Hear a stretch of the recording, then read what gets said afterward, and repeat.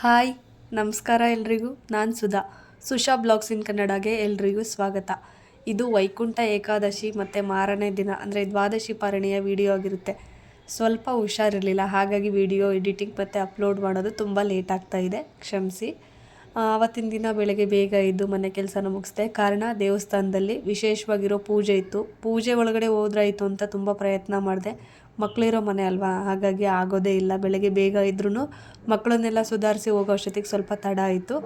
ಇನ್ನು ಆವತ್ತು ಬೆಳಗ್ಗೆ ಬೇಗ ಎದ್ದು ಕಸ ಗುಡಿಸಿ ನೆಲ ಒರೆಸ್ಕೊಂಡು ಮನೆಯೆಲ್ಲ ಕ್ಲೀನ್ ಮಾಡಿಕೊಂಡೆ. ಅಡುಗೆ ಮನೆ ಕೂಡ ಕ್ಲೀನ್ ಮಾಡಿ ಇಟ್ಟಿದ್ದೆ. ಅಡುಗೆ ಜಾಸ್ತಿ ಇರಲಿಲ್ಲ ಅವತ್ತು ಕೆಲಸ ಮಾಡೋದು. ಇನ್ನು ಅಡುಗೆ ಮನೆಯೆಲ್ಲ ಕ್ಲೀನ್ ಮಾಡಿಕೊಂಡು ಸ್ನಾನಕ್ಕೆ ಹೋದೆ ನಾನು.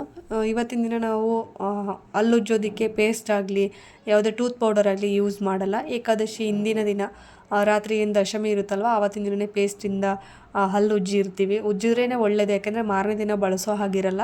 ತುಂಬ ಶಿಸ್ತುಬದ್ಧವಾಗಿ ನಾವು ಏಕಾದಶಿನ ಆಚರಣೆ ಮಾಡ್ತೀವಿ ಅನ್ನೋರಿಗೆ ಮಾತ್ರ ಇದು ಅನ್ವಯಿಸೋದು, ಇಲ್ದಿದ್ರೆ ಪರವಾಗಿಲ್ಲ, ಅದು ನಿಮ್ಮ ಇಷ್ಟ.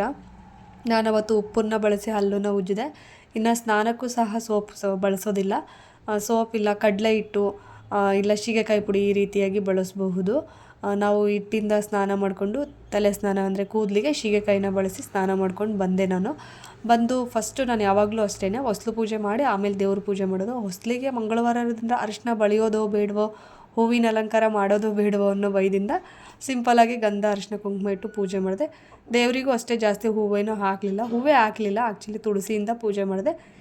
ಇದು ನಮ್ಮ ಮನೆ ಹತ್ರ ಇರೋ ವೆಂಕಟೇಶ್ವರ ಸ್ವಾಮಿ ದೇವಸ್ಥಾನ. ತುಂಬ ಚೆನ್ನಾಗಿ ಪೂಜೆ ಮಾಡಿದರು. ಹೋದ ವರ್ಷವೂ ಅಷ್ಟೇ ತುಂಬ ಚೆನ್ನಾಗಿ ಪೂಜೆ ಮಾಡಿದರು. ಹೋದ ವರ್ಷ ಈ ವರ್ಷದಿಂದ ನಾವು ಇದೇ ದೇವಸ್ಥಾನಕ್ಕೆ ಬರ್ತಾಯಿರೋದು. ಇದು ಉತ್ತರದ ಬಾಗಿಲು ತೆಗೆದಿರುತ್ತೆ ಅಂತ ಹೇಳ್ತಾರಲ್ವ, ಸ್ವರ್ಗದ ಬಾಗಿಲು, ಅದನ್ನು ಕೂಡ ರೆಡಿ ಮಾಡಿದರು. ಮೇಲ್ಗಡೆ ದೇವ್ರು ಇಟ್ಟಿದ್ದಾರೆ, ನನಗೆ ಗಮನಿಸಿರಲಿಲ್ಲ. ವಿಡಿಯೋ ಮಾಡಬೇಕಾದ್ರೆ ನೋಡಿದೆ, ತುಂಬ ಖುಷಿಯಾಯಿತು. ಮೇಯ್ನ್ ಡೋರಿಂದ ಹೋಗಿ ಈ ಕಡೆ ಡೋರಿಂದ ಹೊರಗಡೆ ಬಂದಿದ್ದು. ಅವತ್ತಿನ ದಿವಸ ಸ್ವರ್ಗದ ಬಾಗಿಲು ತೆಗೆದಿರುತ್ತೆ ಅಂತ ಹೇಳ್ತಾರೆ. ಇನ್ನು ಪ್ರಸಾದದ ವ್ಯವಸ್ಥೆನೂ ಇತ್ತು. ಅವತ್ತು ಅವಲಕ್ಕಿ ಪ್ರಸಾದ ಮತ್ತು ಸಜ್ಜಿಗೆ ಕೊಟ್ಟಿದ್ದರು.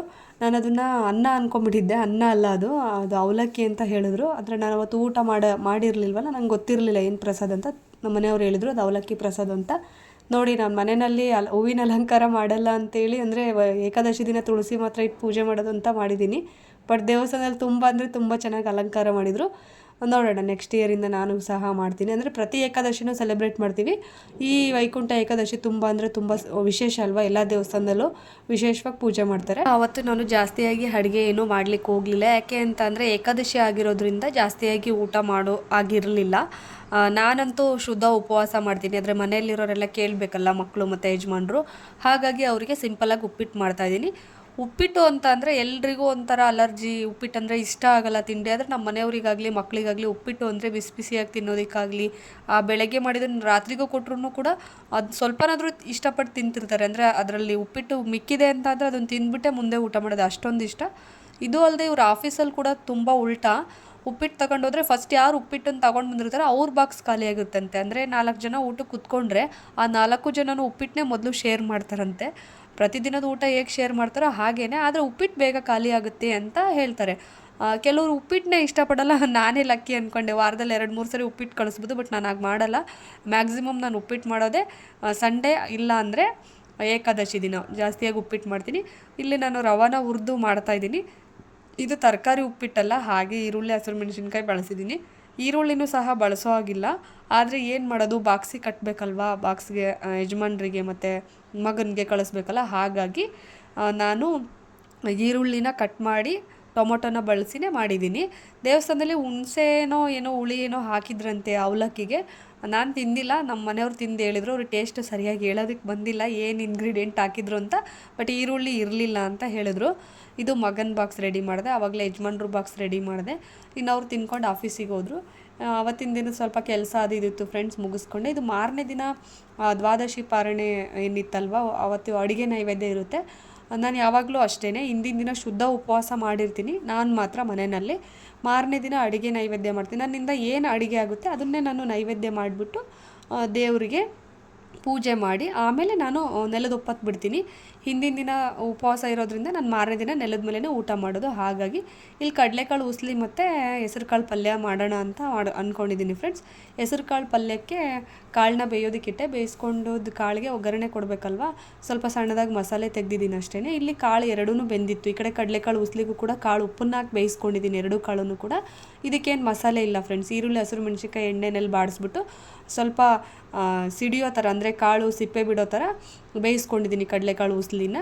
ಇನ್ನು ಆ ಕಡೆ ನಾನು ಆವಾಗಲೇ ಹೆಸರು ಕಾಳು ಪಲ್ಯಕ್ಕೆ ಇದು ಮಾಡ್ಕೊಂಡಿದ್ದಲ್ವ ಫ್ರೆಂಡ್ಸ್, ಮಸಾಲೆ ಈರುಳ್ಳಿ, ಟೊಮ್ಯಾಟೊ, ಹಸಿರು ಮೆಣಸಿನ್ಕಾಯಿ, ಬೆಳ್ಳುಳ್ಳಿ, ಸ್ವಲ್ಪ ಶುಂಠಿ, ಇಷ್ಟನ್ನೇ. ಬೇಕಿದ್ರೆ ತೆಂಗಿನ ತುರಿ ಸೇರಿಸ್ಕೋಬೋದು. ನಾನು ತೆಂಗಿನ ತುರಿ ಸೇರಿಸಿಲ್ಲ, ಹಾಗೆ ಸಣ್ಣದಾಗಿ ಒಂದು ಮಸಾಲೆ ಮಾಡ್ಕೊಂಡಿದ್ದೀನಿ. ಆ ಕಡೆ ಕಡಲೆಕಾಳು ಉಸ್ಲಿ ಕೂಡ ರೆಡಿ ಆಯಿತು.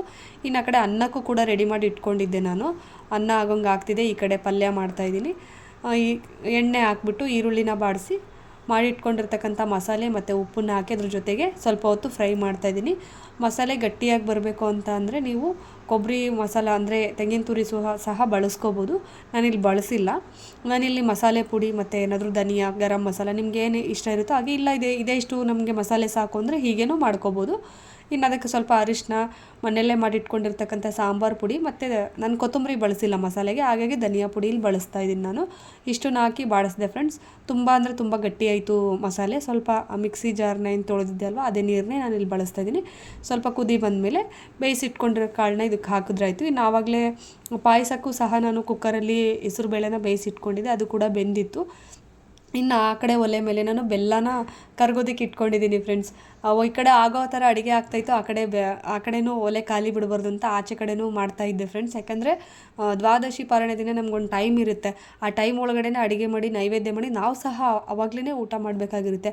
ಹಾಗಾಗಿ ಇನ್ನು ಬೆಲ್ಲ ಕೂಡ ಆ ಕಡೆ ಕರಗೋಯ್ತು ಫ್ರೆಂಡ್ಸ್. ಅದನ್ನು ಬೇಳೆಗೆ ಸೇರಿಸಿದೆ. ಮತ್ತು ಶುಂಠಿ, ಒಣ ಶುಂಠಿ ಮತ್ತು ಏಲಕ್ಕಿ ಪುಡಿನ ಘಮಕ್ಕೋಸ್ಕರ ನಾವು ಸೇರಿಸಿದ್ವಿ, ಆರೋಗ್ಯಕ್ಕೂ ಒಳ್ಳೆಯದು. ಇನ್ನು ತುಪ್ಪದ ಒಗ್ಗರಣೆನ ಕೊಟ್ಟೆ ಫ್ರೆಂಡ್ಸ್. ಪಾಯಸ ಕೂಡ ರೆಡಿ ಆಯಿತು. ಇನ್ನು ಹಿಟ್ಟನ್ನು ರುಬ್ಬಿಟ್ಟಿದೆ, ಅದಕ್ಕೆ ಸ್ವಲ್ಪ ಉಪ್ಪನ್ನು ಮಿಕ್ಸ್ ಮಾಡಿ ಇಡ್ತಾಯಿದ್ದೀನಿ ಫ್ರೆಂಡ್ಸ್. ನಾನು ಮಾರನೆಗೆ ಬೇಕಾಗುತ್ತೆ, ಮಾರನೇ ದಿನಕ್ಕೆ ಅಂತ ಹೇಳಿ. ಒಂದೊಂದು ಸಾರಿ ರಾತ್ರಿಗೇನೆ ಮಕ್ಕಳು ಅಲ್ವಾ ಪಡ್ಡು ದೋಸೆ ಕೇಳ್ತಾ ಇರ್ತಾರೆ ಅಂತ ನಾನು ಹಿಟ್ಟನ್ನು ಯಾವಾಗಲೂ ರೆಡಿ ಇಟ್ಟಿರ್ತೀನಿ. ಇನ್ನು ಅದೆಷ್ಟೆಲ್ಲ ಆಯಿತು ಫ್ರೆಂಡ್ಸ್. ಇನ್ನು ಚಪಾತಿ ಲಟ್ಟಿಸ್ತಾ ಇದ್ದೀನಿ. ಚಪಾತಿ ಅಂತ ಅಂದರೆ ಬೆಳಗಿನ ಮಾಡೋ ಅವಶ್ಯಕತೆ ಇರಲಿಲ್ಲ. ಹಿಂದಿನ ದಿನ ಉಪ್ಪಿಟ್ಟಾಗಿರೋದ್ರಿಂದ ನಾನು ರೊಟ್ಟಿ ಸಹ ಏನೂ ಮಾಡಿರಲಿಲ್ಲ. ಹಾಗಾಗಿ ಸ್ವಲ್ಪ ಚಪಾತಿ ಇರಲಿ ಅಂತ ಹೇಳಿ ಚಪಾತಿನ ಮಾಡಿದೆ ಫ್ರೆಂಡ್ಸ್. ಬರೀ ಸ್ವೀಟೇ ಆದರೆ ನಾನು ತಿನ್ಬೋದು, ಬಟ್ ಮನೆಯಲ್ಲಿ ಯಜಮಾನರು ಬಾಕ್ಸಿಗೆಲ್ಲ ತಗೊಂಡು ಹೋಗ್ತಿರ್ತಾರಲ್ಲ, ಅವ್ರಿಗೆ ಬೇಕಿತ್ತು. ತುಂಬ ಟೈಮ್ ಇತ್ತು ಫ್ರೆಂಡ್ಸ್ ಅವತ್ತು. ಬೇಗ ಕೂಡ ಎದ್ದಿದೆ, ಬೇಗ ಕೆಲಸನೂ ಆಯಿತು, ತುಂಬ ಟೈಮ್ ಇತ್ತು. ಹಾಗಾಗಿ ಚಪಾತಿನ ಎಲ್ರಿಗೂ ಸೇರಿಸಿನೇ ನಾನು ಇಲ್ಲಿ ಲಟ್ಟಿಸ್ತಾ ಇದ್ದೀನಿ. ಚಪಾತಿ ಲಟ್ಟಿಸಿದ್ದೆಲ್ಲ ಮುಗೀತು ಫ್ರೆಂಡ್ಸ್. ನಾನಿನ್ನು ದೇವ್ರಿಗೆ ನೈವೇದ್ಯ ಮಾಡಿ ಊಟಕ್ಕೆ ಕೂತ್ಕೊಂಡೆ. ದೇವ್ರಿಗೆ ನೈವೇದ್ಯ ಮಾಡಿದ ಕ್ಲಿಪ್ಪಿಂಗ್ ಅದು ಶೂಟ್ ಆಗಿಲ್ಲ. ಇನ್ನು ನಾನು ಊಟಕ್ಕೆ ಕೂತ್ಕೊಂಡಿದ್ದು ಮಾತ್ರ ನನ್ನ ನೆನಪಿಂದ, ಅಂದರೆ ಅದನ್ನು ಕೂಡ ಆಗಿತ್ತು, ಬಟ್ ಅದೆಲ್ಲಿ ವೀಡಿಯೋ ಮಿಸ್ ಆಗಿದೆಯೋ ಸಿಗ್ತಾ ಇಲ್ಲ. ದೇವ್ರಿಗೆ ನೈವೇದ್ಯ ಮಾಡಿ ಆದಮೇಲೆ ನಾನು ಊಟಕ್ಕೆ ಕೂತ್ಕೊಂಡಿದ್ದೀನಿ ಫ್ರೆಂಡ್ಸ್. ನಾನು ಪ್ರತಿ ಸರಿನೂ ಹೀಗೆ ಪ್ರತಿ ಏಕಾದಶಿ ಆದಮೇಲೆ ದ್ವಾದಶಿ ಪಾರಣೆಗೆ ನೆಲದ ಮೇಲೇ ಊಟ ಮಾಡೋದು. ಏನು ಅಡುಗೆ ಮಾಡಿದೆ ಆ ಅಡುಗೆ ಊಟ ಮಾಡ್ತಾಯಿದ್ದೀನಿ ನಾನು ನೆಲದ ಮೇಲೆ. ಇದಾಗಿತ್ತು ಫ್ರೆಂಡ್ಸ್ ನಮ್ಮ ಮನೆಯ ಏಕಾದಶಿ ಮತ್ತು ದ್ವಾದಶಿ ಆಚರಣೆ ವಿಡಿಯೋ ಇಷ್ಟ ಆಗಿತ್ತು ಅಂತ ಅಂದರೆ ವಿಡಿಯೋನ ಲೈಕ್ ಮಾಡಿ, ಶೇರ್ ಮಾಡಿ, ಚಾನಲ್ನ ಸಬ್ಸ್ಕ್ರೈಬ್ ಮಾಡಿ ಫ್ರೆಂಡ್ಸ್. ಮತ್ತೆ ಸಿಗ್ತೀನಿ ಮುಂದಿನ ವಿಡಿಯೋದಲ್ಲಿ. ಹೋಗಿ ಬರ್ತೀನಿ. Thank you.